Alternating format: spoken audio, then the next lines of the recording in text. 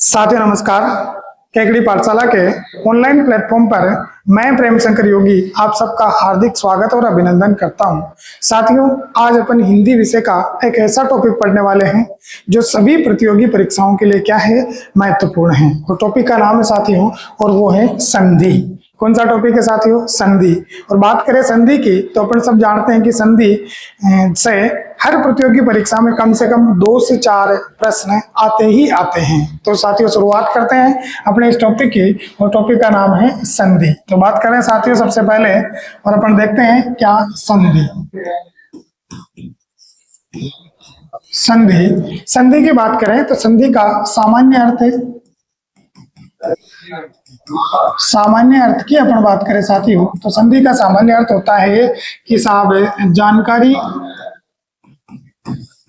या मेल मिलाप। क्या होता है? जानकारी या मेल मिलाप होता है। अब इसके बाद में साथियों संधि शब्द का ही अगर अपन संधि विच्छेद करते हैं तो ये होता है सम धन धी। क्या होता है साथियों?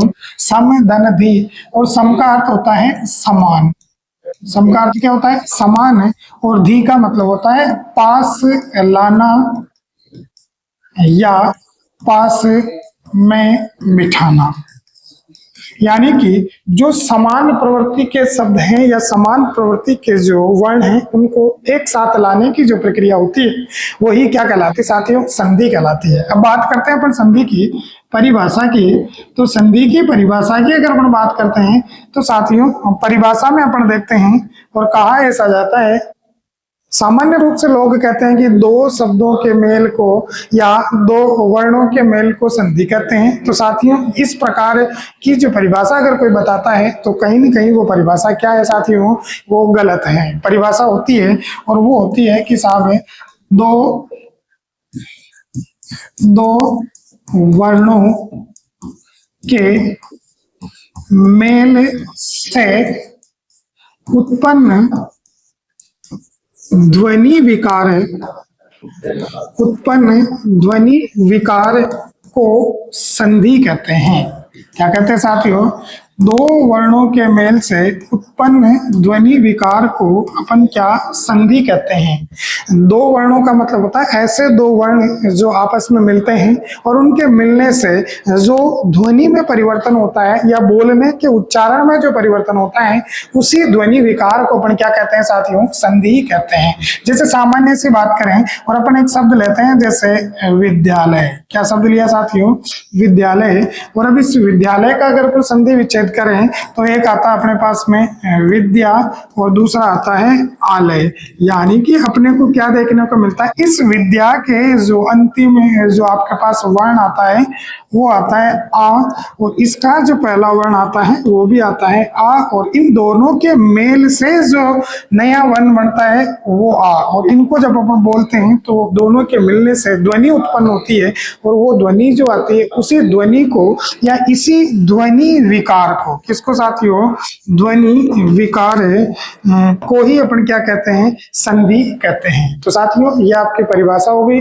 यानी कि 2 वर्णों के मेल से उत्पन्न ध्वनि जो विकार है उसी ध्वनि विकार को अपन क्या कहते हैं? संधि कहते हैं। अब बात करते हैं अपन संधि की क्या साथियों? अगली बात करते हैं अपन और कहते हैं कि संधि के भेद। बात करते हैं संधि के भेद। साथियों सामान्य तरीके से संधि को 3 भागों में विभाजित किया गया है। कितने भागों में विभाजित किया गया साथियों? 3 भागों में विभाजित किया है। और वो 3 भाग है जिसमें सबसे पहला है वो है स्वर संधि। कौन सी संधि साथियों? स्वर संधि। स्वर संधि के बाद में दूसरा है जिसका नाम है व्यंजन संधि। कौन सी संधि है साथियों? व्यंजन संधि। और तीसरा जो भाग है उस तीसरे भाग का नाम है विसर्ग संधि। कौन सी संधि साथियों?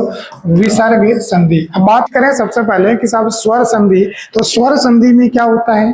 व्यंजन संधि। तो व्यंजन संधि में क्या होता है? और फिर तीसरी है विसर्ग संधि। तो विसर्ग संधि में क्या होता है? तो सबसे पहली बात करें साथियों तो कहा ऐसा जाता है कि स्वर संधि में स्वर के साथ है स्वर के साथ स्वर का क्या होता है, मेल होता है। सबसे पहली बड़ी बात है, क्या होता है, स्वर के साथ स्वर का मेल होता है। व्यंजन संधि में स्वर के साथ, स्वर के साथ किसका, व्यंजन का मेल होता है, और फिर व्यंजन के साथ व्यंजन का मेल होता है। यानी स्वर संधि में स्वर के साथ स्वर का मेल होता है, व्यंजन संधि में व्यंजन के साथ व्यंजन का मेल और स्वर के साथ व्यंजन का मेल होता है।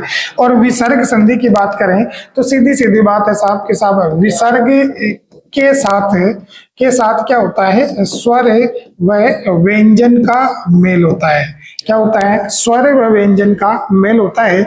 इस प्रकार संधि को कितने भागों में बांट दिया जाता है, 3 भागों में बांट दिया जाता है। पहली है स्वर संधि, दूसरी है व्यंजन संधि और तीसरी है विसर्ग संधि। स्वर संधि में स्वर के साथ स्वर का मेल होता है, व्यंजन संधि में स्वर के साथ व्यंजन व व्यंजन के साथ व्यंजन का मेल होता है, और तीसरा आता है विसर्ग संधि, और विसर्ग संधि में विसर्ग के साथ स्वर ओब्लिक व्यंजन का क्या होता है, मेल होता है।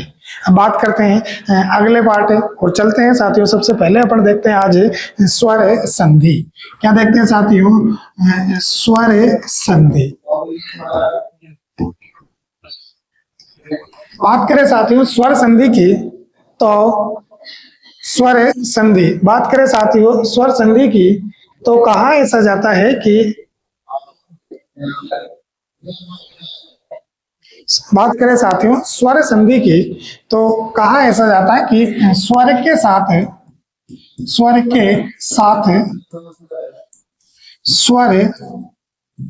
के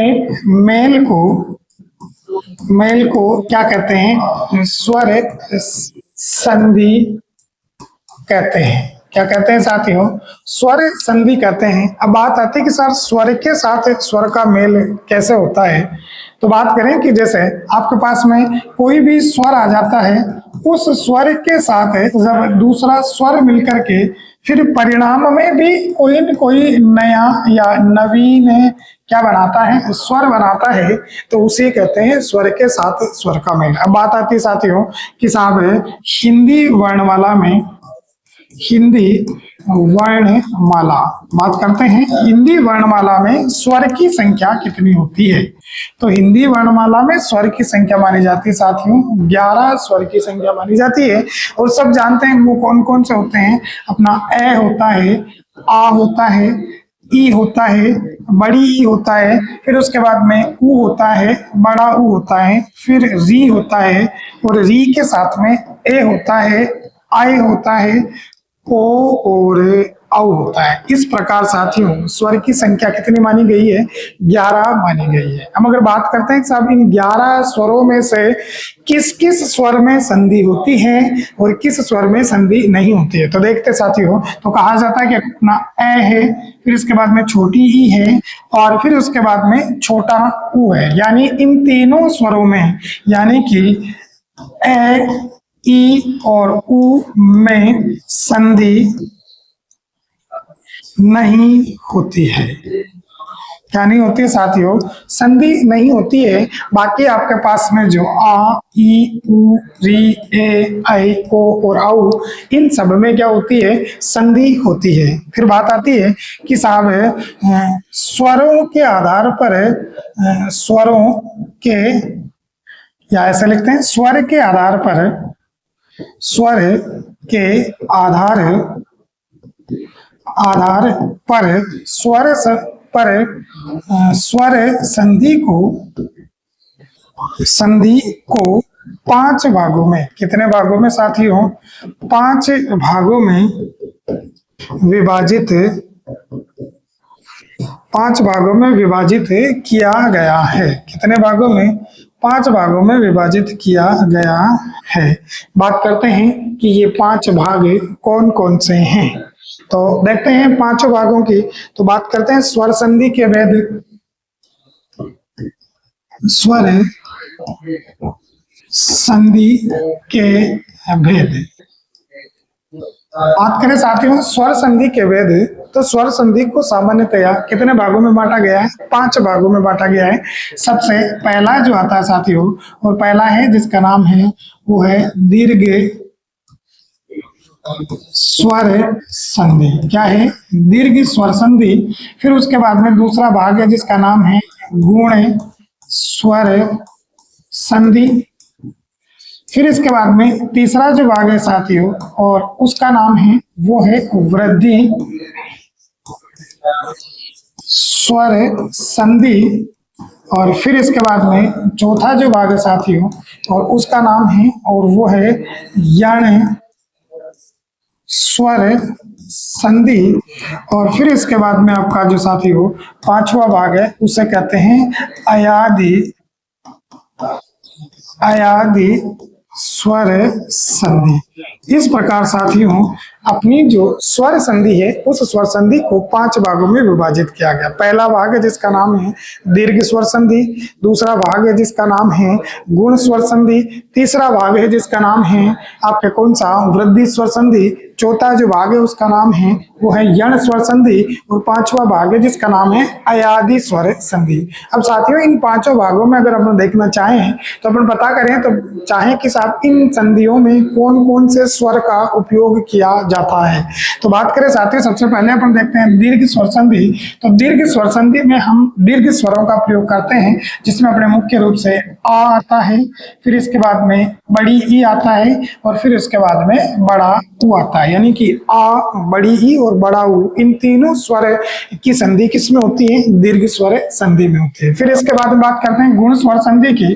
तो कहा ऐसा जाता है कि गुण स्वर संधि में क्या होता है, एक तो आपके पास में ए होता है और एक आपके पास में ओ होता है, और इसके साथ में आपके पास में एक क्या आता है? अर आता है, जिसको अपन इस रूप में लिखते हैं। यानी इसी को अपन बोल सकते हैं कौन सी?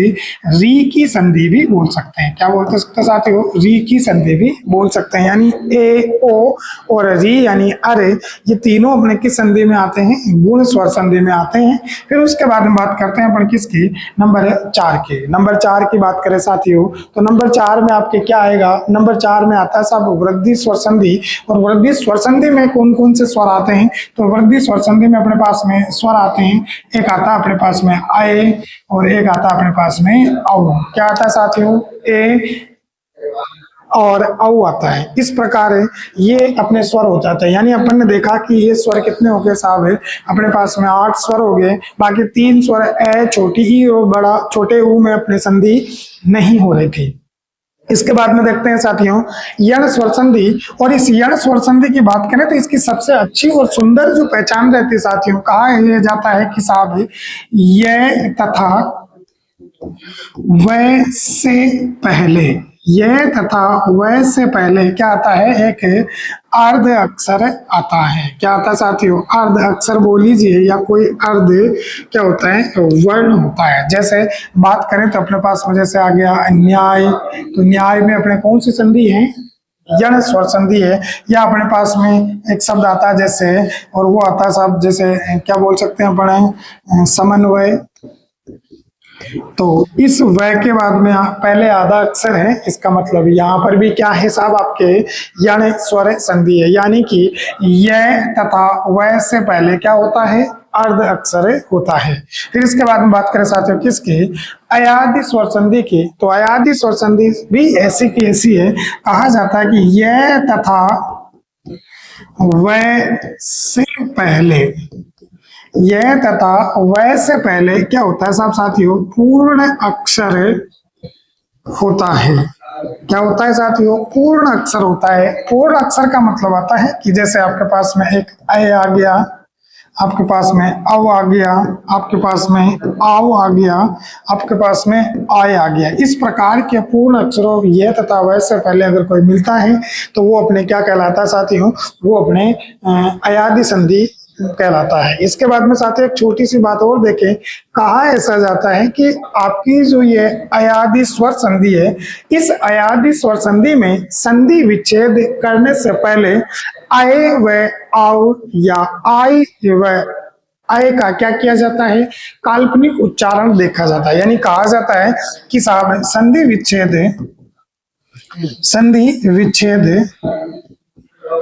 करते समय, संधि विच्छेद करते समय उच्चारण की कल्पना करनी होती है। उच्चारण की कल्पना। उच्चारण की कल्पना करनी होती है, यानी कि आपको उच्चारण में कल्पना करनी होती है। अब आप कहोगे साथ कैसे होती है, तो घबराने की जरूरत नहीं है साथियों। जब इस अयादी स्वर संधि को अपन बड़े डिटेल से देखेंगे तो वहां अपने को पता लग जाएगा कि किस प्रकार हमें उच्चारण की कल्पना करनी होगी। इसीलिए कुछ लोग इस अयादी स्वर संधि को कल्पित संधि भी कहते हैं। क्या कहते हैं साथियों? इसको कल्पित संधि भी कहते हैं, यानी कि कहाँ कल्पना करनी पड़ती है या कहाँ पर उच्चारण की कल्पना करनी पड़ती है, उसी को अपन ने क्या कहा? कल्पित संधि कहा।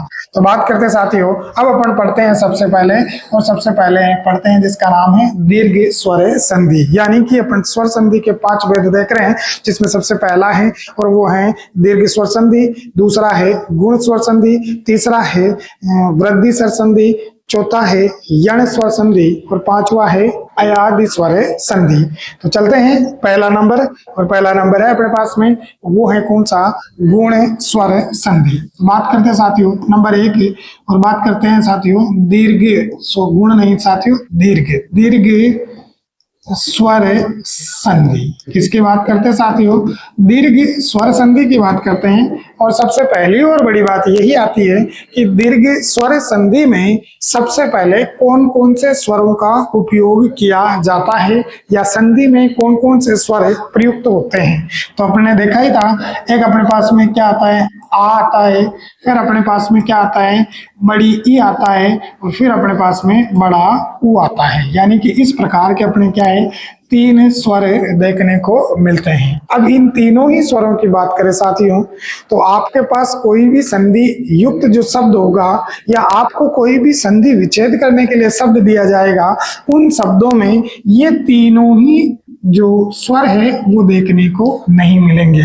इनके स्थान पर इनकी क्या देखने को मिलेगी? मात्राएं देखने को मिलेगी। क्या देखने को मिलेगी साथियों? मात्राएं देखने को मिलेगी। मात्राएं कैसे देखने को मिलेगी?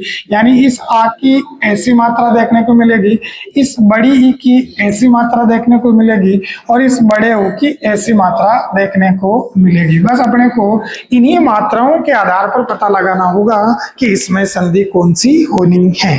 तो अब आप कहोगे सर कैसे क्या होता है, तो देखना। जैसे अपने पास में एक शब्द है साथियों, और अपने पास में एक शब्द है जैसे हिमालय। क्या शब्द है साथियों?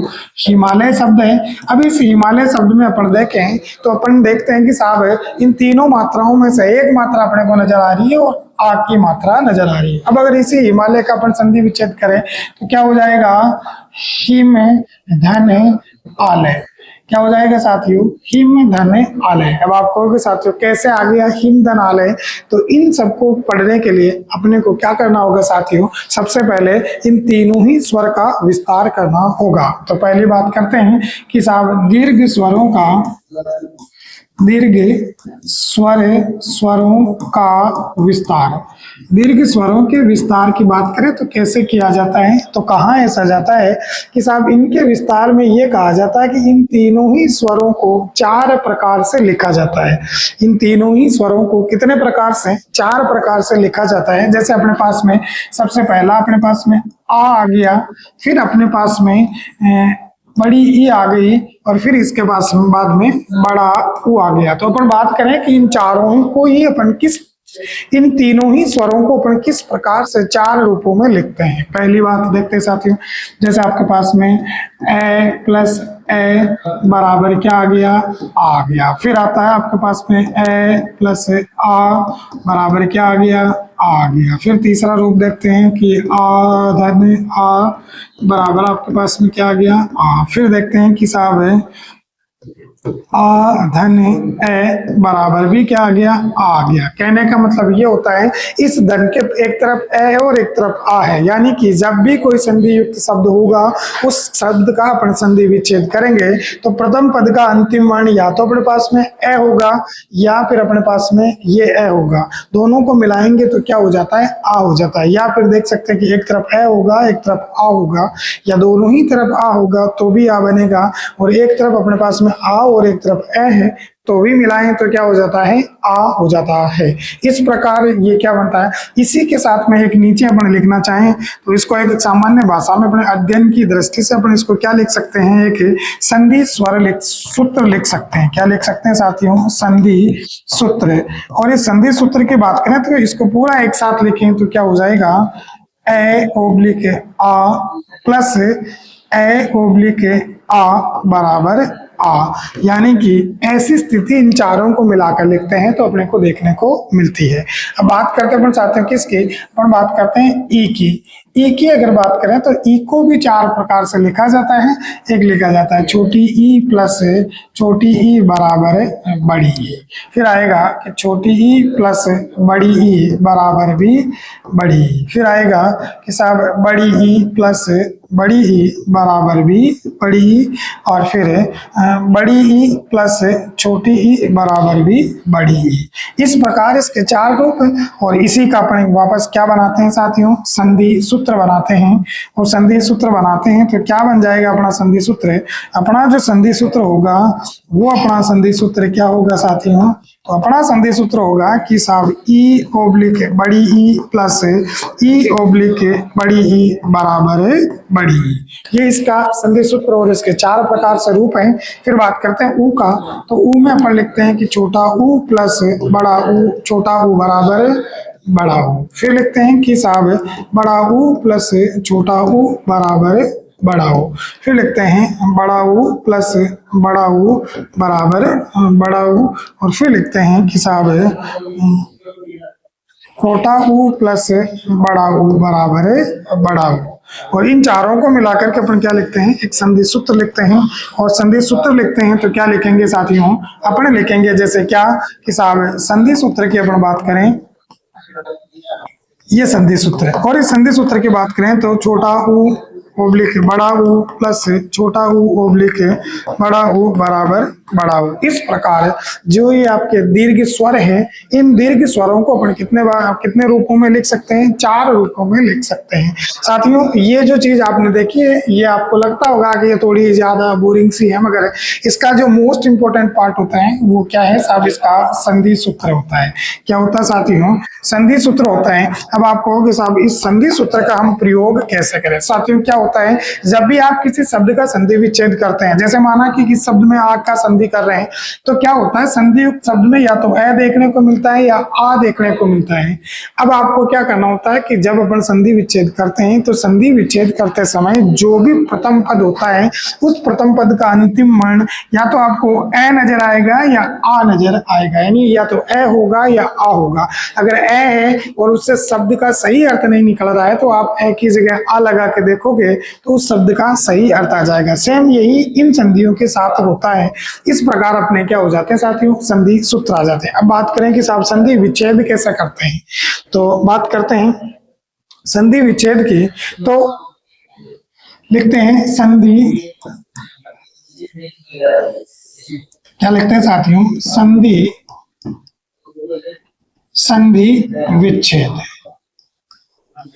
बात होती है संधि विच्छेदों की, तो आखिरकार संधि विच्छेद किए कैसे जाते हैं। तो सबसे पहली और बड़ी बात यही होती है साथियों कि संधि विच्छेद करने के लिए अपने पास में क्या होता है, सबसे पहले कोई न कोई संधि युक्त शब्द होता है। क्या होता है साथियों, संधि युक्त शब्द होता है। और इसी संधि युक्त शब्द का अपने को क्या करना होता है, संधि विच्छेद करना होता है। तो संधि विच्छेद करते समय आपके पास में एक तो प्रथम पद देखने को मिलता है, फिर एक धन का चिन्ह देखने को मिलता है, फिर इसके बाद में आपको द्वितीय पद, क्या द्वितीय पद देखने को मिलता है। जैसे अपन एक शब्द देखें और शब्द देखे साथ ही अपने पास में शब्द है विद्यालय। क्या शब्द है, विद्यालय शब्द है। अब अपन इस शब्द का संधि विच्छेद करें तो क्या करेंगे, शब्द का संधि विच्छेद होता है कि साहब है विद्या धन आलय। क्या होगा साथियों, विद्या धन आलय। अब कहोगे साहब कैसे, तो आप देखो ये जो आपका प्रथम पद है, इस प्रथम पद के अंत में क्या है साहब है आ है। अगर आप इस विद्या में से स्वर को बाहर निकालते हैं तो ये इस प्रकार का हो जाता है, दोनों मिलते हैं तो विद्या है और इधर है आल है। अब आपको सर हमें कैसे पता लगा, तो देखते हैं साथियों, एक दूसरी बात देखते हैं, एक दूसरी बात देखते हैं। और क्या है, एक सिंपल सा शब्द देखते हैं, और सिंपल सा शब्द देखते हैं और अपन देखते हैं शब्द क्या है, अंत्याक्षरी। शब्द देखते हैं अंत्याक्षरी। अब आपको साहब इसमें संधि विच्छेद करने के लिए आपको साहब इसमें बड़ी ई की मात्रा भी नजर आ रही है, आग की मात्रा। अधिकतर साथियों याद रखने वाली चीज है, एक थोड़ी समझने वाली बात है, कभी भी किसी भी शब्द के अंतिम वर्ण पे अगर मात्रा लगी हुई है तो वहां संधि नहीं होती है। संधि हमेशा या तो पहले दूसरे वर्ण के साथ होगी या बीच का कोई भी वर्ण है और वहां जो मात्रा है उस मात्रा में संधि होगी। अपन बात करें कि साहब अब इसमें देखें तो एक यहाँ लग रही और एक यहाँ लग रही, इसका मतलब संधि कहाँ है, इस या वाले में संधि यानी आ है। तो अपन क्या करेंगे, प्रथम पद में अपन ने लिख दिया अंत्य, अगर इसके हलंत लगाते तो अपने पास ए बाहर आ जाता है, फिर मिलाया अंत्य और इधर लिखते हैं क्या, अक्षरी। क्या लिखा साथियों, अक्षरी। तो ये ए है और इधर भी आपके पास ए आ गया, दोनों को मिलाया तो क्या बन गया, आ बन गया। इसीलिए अपने पास में शब्द आ गया अंत्याक्षरी। क्या हो गया साथियों, अंत्याक्षरी। ऐसे ही एक शब्द देखते हैं अपन अगला, और अगला शब्द देखते हैं साहब राष्ट्राध्यक्ष। क्या देखते साथियों, राष्ट्राध्यक्ष। तो क्या होगा, आप देख लो, आप कहाँ आ की मात्रा आ रही है, अपने पास आ की मात्रा आ रही ट्रा में। तो क्या करेंगे अपन, सिंपल सी बात है, अपन लिखेंगे राष्ट्र धन अध्यक्ष। क्या देखेंगे साथियों, राष्ट्र धन अध्यक्ष। ऐसे ही एक शब्द आता है अपने पास में, और शब्द आता है, शब्द है साहब रामावतार। क्या शब्द है साथियों, रामा अवतार। अब आप कहोगे साहब इसमें संधि कहाँ होगी, सिंपल सी बात है, यही होगी जो बीच में है।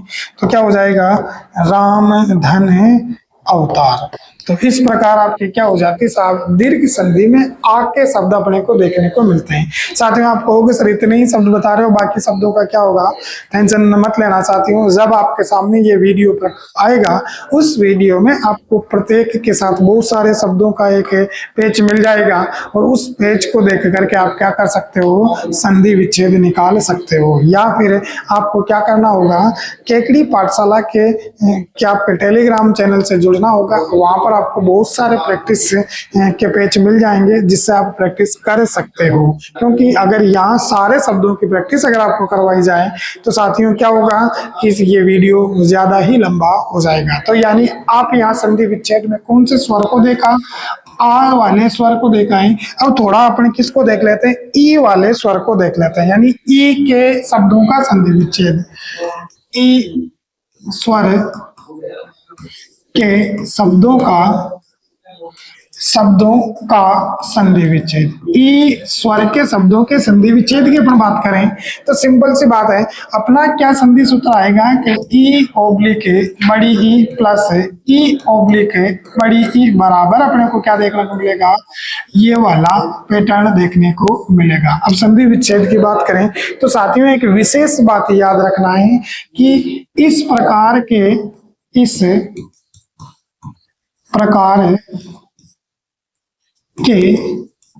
संधि युक्त शब्दों में, इस प्रकार के संधि युक्त शब्दों में हमेशा ई की मात्रा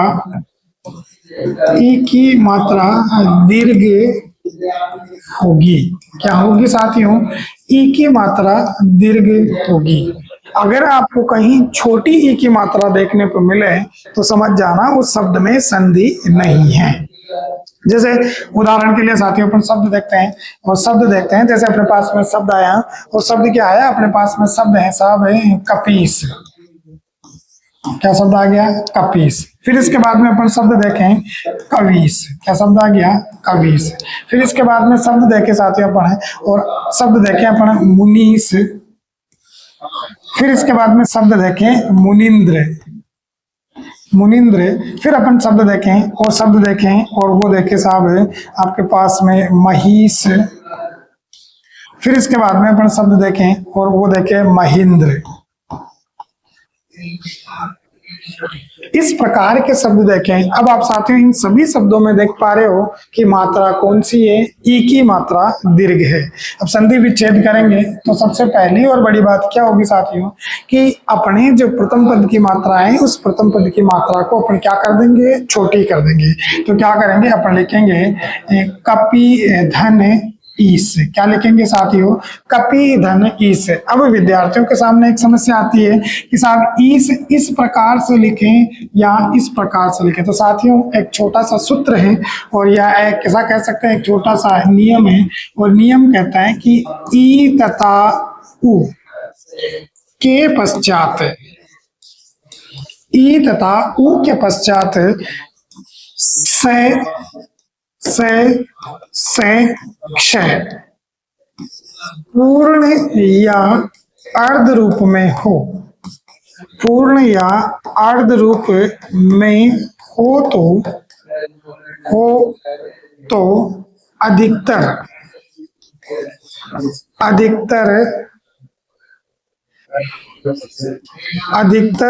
शब्दों में ई की मात्रा व उ की मात्रा दीर्घ होगी। क्या होगी साथियों, दीर्घ होगी। बस एक ही वर्ण ऐसा है जिसके बारे में अपन देखें तो इष्ट में मात्रा हमेशा क्या होती है, छोटी होती है। ये क्या है, अपवाद है। इष्ट क्या है साथियों, अपवाद है। तो यहाँ क्या हो जाएगा, अब आपके पास में हो गया कि साहब कपीस में इस ई के बाद में कौन है, स है, तो मात्रा क्या हो जाएगी, बड़ी। ऐसे ही बात करें कवीस, तो कवि धन ईस। फिर इसके बाद में आता है मुनीस, तो मुनि धन ईस। फिर शब्द आता है मुनिंद्र, शब्द है साहब मुनिंद्र, तो मुनि धन इंद्र। अब देखिए साथियों इस ई के बाद में स नहीं है तो मात्रा क्या रह जाएगी, छोटी ही रह जाएगी। फिर ऐसे ही बात करते हैं महिष। अब यहाँ आता है साहब कि महिष में क्या होगा, क्या मैं ऐसे लिखूं या मैं ऐसे लिखूं। तो साथियों एक चीज याद रखना, मही पृथ्वी को कहते हैं और पृथ्वी क्या है, स्त्रीलिंग शब्द है। क्या है साथियों, स्त्रीलिंग शब्द है। तो एक बड़ी बात और आती है, एक दूसरा एक नियम और है जिसके अपन बात करें तो एक दूसरा नियम है उसको भी अपन देख लेते हैं। फिर इसके बाद बढ़ते हैं नियम 2। और नियम 2 कहता है कि साहब स्त्रीलिंग शब्दों में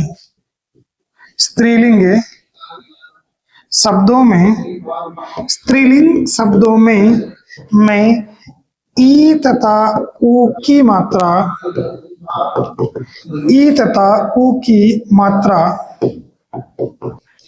मात्रा दीर्घ होती है। क्या होती है, दीर्घ होती है। अर्थात याद रखें तो लिख सकते हैं कि नारी सब पर भारी। क्या लिखते हैं साथियों, नारी सब पर भारी। इसीलिए महिष की बात करें तो मही की बात करें, मही यानी पृथ्वी, तो शब्द लिखेंगे अपने मही धन ईस बराबर महिष। और महेंद्र की बात करें तो इसमें भी मही है, तो मही धन इंद्र बराबर महेंद्र। इस प्रकार आपके पास क्या हो जाएगा साथियों, ये ई वाले शब्दों की संधि हो जाएगी। फिर इसके बाद में आगे देखें साथियों, और आगे देखें तो अगला आता है ऊ वाले शब्द। बात करें ऊ स्वर के शब्दों का संधि विच्छेद। बात करें साथियों इनकी भी तो सिंपल सी बात है, इसका एक संधि सूत्र देखते हैं और वो है कि ऊ ओब्लिक बड़ा ऊ प्लस ऊ ओब्लिक बड़ा ऊ बराबर क्या होगा, बड़ा ऊ। यानी वही बात जो याद रखने वाली है, और वो क्या है कि साहब कि संधि युक्त शब्द में, इसमें संधि युक्त शब्द में की मात्रा यानी दीर्घ मात्रा होगी। क्या होगी साथियों, दीर्घ मात्रा होगी। यानी कि आपके पास में इस प्रकार की बड़े ऊ की मात्रा देखने को मिलेगी, और जहां जहां बड़े ऊ की मात्रा है वहां वहां कौन सी संधि है, दीर्घ संधि है ऊ की। यानी कि शब्द देखने को मिलते हैं, शब्द अपने को देखने को मिलता है जैसे लघुत्तम, शब्द अपने को देखने को मिलता है लघुत्तम। लघुत्तम के बाद में अपने पास में और शब्द देखें, उससे पहले इस लघुत्तम की बात करें, मात्रा बड़ी है तो क्या हो जाएगा, लघु धन उत्तम बराबर लघुत्तम। ऐसे ही शब्द आता है साथियों अपने पास में, और शब्द आता है और वो आता है भूर्जा। शब्द क्या आता है, भूर्जा। अब बात करते हैं भूर्जा, तो भूर्जा में क्या होगा साथियों, अपने पास में एक शब्द आएगा भू। अब भू का अर्थ क्या होता है, भूमि होता है। इसका मतलब ये स्त्रीलिंग शब्द है, तो इसकी मात्रा क्या रह जाएगी, बड़ी ही मात्रा रह जाएगी। तो भू धन ऊर्जा बराबर क्या हो जाएगा, भूजा। ऐसे ही एक शब्द आता है अपने पास में, और वो शब्द आता है भूष्मा। तो क्या हो जाएगा, भू धन उष्मा। क्या हो जाएगा साथियों, भू धन उष्मा हो जाएगा। ऐसे ही एक शब्द आता है भानुदय। शब्द क्या आता है साथियों, भानुदय। अगर इस भानुदय का संधि विच्छेद करें तो सिंपल सी बात है, भानु लड़के का नाम भी कह सकते हैं, सूर्य को भी कह सकते हैं। तो क्या होगा, भानुधन उदय बराबर भानुदय। तो साथियों इस प्रकार आपको क्या करना होगा, यानी दीर्घ स्वर संधि के तीनों स्वरों की संधि को देखना होगा। और साथियों इनके और अधिक प्रैक्टिस जो शब्द हैं वो आपको कहाँ देखने को मिल जाएंगे, इस वीडियो के अंत में, या टेलीग्राम जो केकड़ी पाठशाला का टेलीग्राम चैनल है वहां पर इस प्रैक्टिस पीडीएफ आपको भेज दी जाएगी, जिससे आप अधिक से अधिक साथियों आप क्या कर सकते हो, हल कर सकते हो। तो साथियों आज ये अपनी पहली संधि रही। संधि का नाम क्या है, दीर्घ स्वर संधि। और बात करें साथियों इस दीर्घ स्वर संधि के साथ साथ अन्य सभी प्रकार की संधियों को अगर आपको इसी प्रकार से आसान और सरल तरीके से पढ़ना है तो आप सब लोगों को क्या करना होगा, केकड़ी पाठशाला के ऑनलाइन प्लेटफॉर्म को क्या करना होगा, जो यूट्यूब चैनल है उसको सब्सक्राइब करना होगा, अपने साथियों के साथ शेयर करना होगा। और इस प्रकार से आपको अच्छे अन्य विषय के भी वीडियो इसी प्लेटफॉर्म पर देखने को मिलेंगे। तो आज के लिए इतना ही। धन्यवाद। जय हिंद, जय भारत। लंबी उम्र के